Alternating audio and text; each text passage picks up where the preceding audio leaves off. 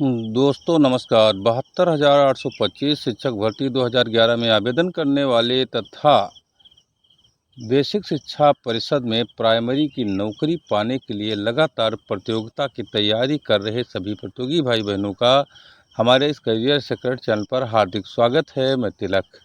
एक बहुत बड़ी ब्रेकिंग न्यूज़ निकल कर मित्रों सामने आ रही है। बहुत बड़ा ब्रेकिंग अपडेट है। 72,825 शिक्षक भर्ती 2011 से संबंधित मामला सुप्रीम कोर्ट और हाई कोर्ट में चल ही रहा था और मित्रों कुछ नए जो डीएलएड अभ्यर्थी थे वो प्राइमरी शिक्षक बनने के लिए सपना पाले हुए हैं और लगातार प्रतियोगिता की तैयारी कर रहे हैं।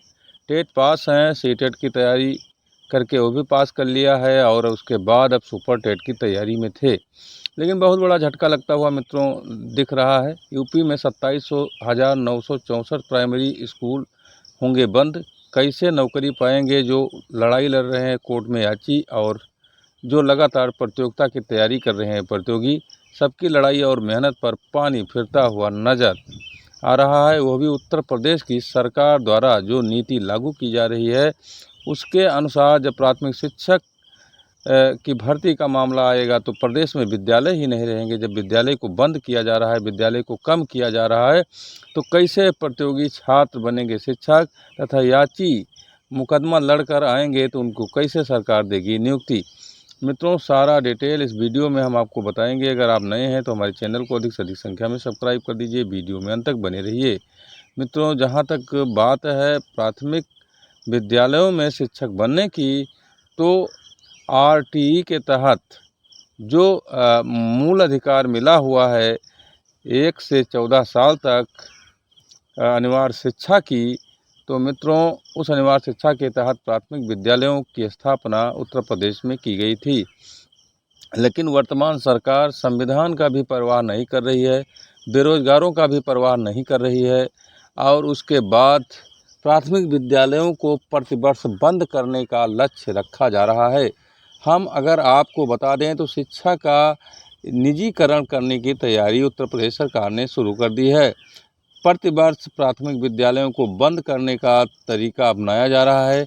पहले वर्ष में 27,964 प्राथमिक विद्यालय बंद होने जा रहे हैं, सरकार ने घोषणा कर दी है। इसके बाद दूसरे साल कितने विद्यालयों को बंद करती है ये देखने वाली मित्रों बात होगी।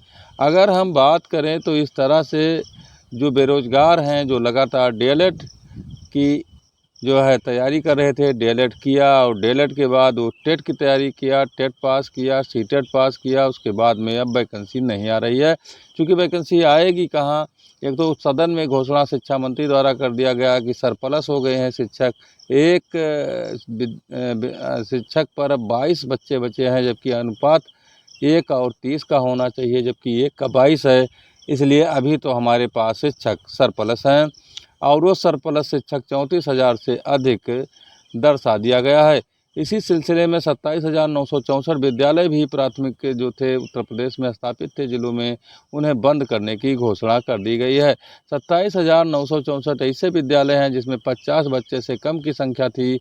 ऐसे विद्यालय को बंद करने का जो है कुल मिलाकर सरकार ने तरीका खोज लिया है और एक नया नियम लागू कर दिया है। अब मित्रों बताइए कि जो मांटेसरी चल रही है, कुछ बच्चे उसमें चले जा रहे हैं। प्राथमिक शिक्षक जो विद्यालयों में पढ़ा रहे हैं वो फिलहाल उन बच्चों को अपने विद्यालय में लाने में असमर्थ रहे, इसलिए विद्यालय बंदी के कगार पर आ गया है। लेकिन क्या ज़रूरी है कि इस वर्ष अगर बच्चे नहीं हैं तो अगले वर्ष बच्चे नहीं आएंगे विद्यालय में? ये सरकार ने कैसे सिद्ध कर दिया कि जो है अब बच्चे ही नहीं विद्यालय में आएंगे, इस विद्यालय को बंद कर दिया जाए? क्या भारत की जनसंख्या बढ़ना रुक गया है?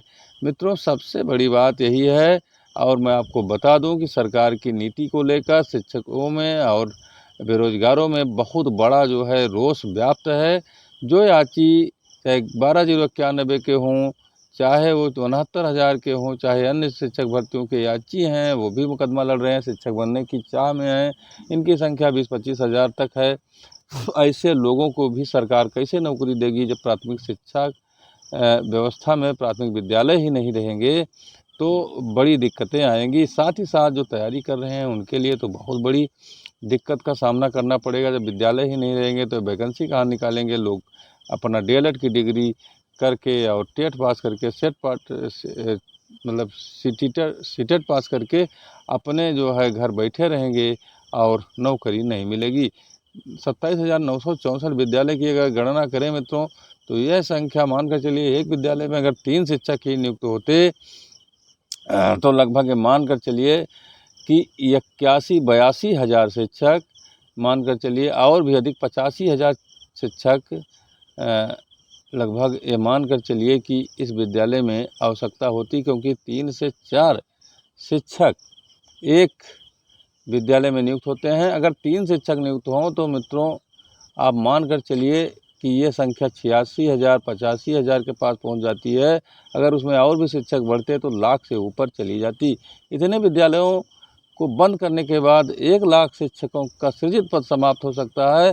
सबसे बड़ी बात है मित्रों, और इस पर कोई ध्यान नहीं दे रहा है और सरकार मनमानी करते चली जा रही है।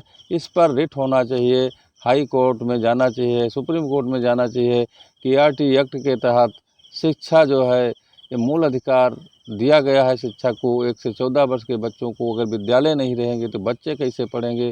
शिक्षकों की नियुक्ति का मामला तो दूसरा है। शिक्षकों को नियुक्त तो सरकार को करना पड़ता है, क्योंकि इसमें प्राइवेट शिक्षक के नियुक्त नहीं कर सकते, मानदेय शिक्षक उसमें नियुक्त नहीं कर सकते। तो मित्रों ये बहुत बड़ी खबर आप सबके लिए थी, जिसको लेकर के हमने सोचा एक वीडियो बना दूं, और सरकार की जो मनमानी है उसको भी आप लोग जान लीजिए। और उत्तर प्रदेश में इस समय जो स्थिति बन रही है, सरकार निजीकरण के चक्कर में इन विद्यालयों को ख़त्म करके और सारे ब्लॉक एनजीओ को देगी। एनजीओ मॉन्टेसरी खोल चलाएगा, उन्हीं भवनों में हो सकता है मॉन्टेसरी चलाए जिन भवनों में प्राथमिक विद्यालय चल रहे थे। ऐसे स्थिति में वो निजी टीचर रखेगा और उन निजी टीचरों को 5,000 10,000 रुपये देगा और उनका शोषण करेगा। विद्यालय में जो बच्चे आएंगे उनको जो है कुल मिला करके शिक्षा व्यवस्था एनजीओ के माध्यम से कराई जाएगी, जो कि आरटी एक्ट के बिल्कुल विपरीत है और मूल धारणा जो संविधान की है उसके बिल्कुल विपरीत है। उत्तर प्रदेश की सरकार पगलाई हुई है, भांग खा करके और नीति बनाती है। मित्रों आप बताइए कि कैसे होगा। इस तरह से जो है संविधान का उल्लंघन, और यह जो सरकार है प्राथमिक विद्यालयों को क्यों बंद करने जा रही है, बहुत बड़ा जो है एक कुल मिला करके मित्रों ये खबर है आप लोगों के लिए। क्योंकि विद्यालय नहीं रहेंगे तो शिक्षक कहाँ से नियुक्त होंगे।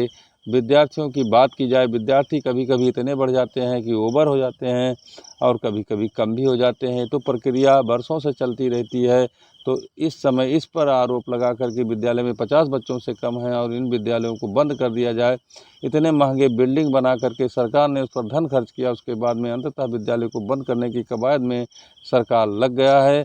तो मित्रों यह थी आज की खबर। धन्यवाद।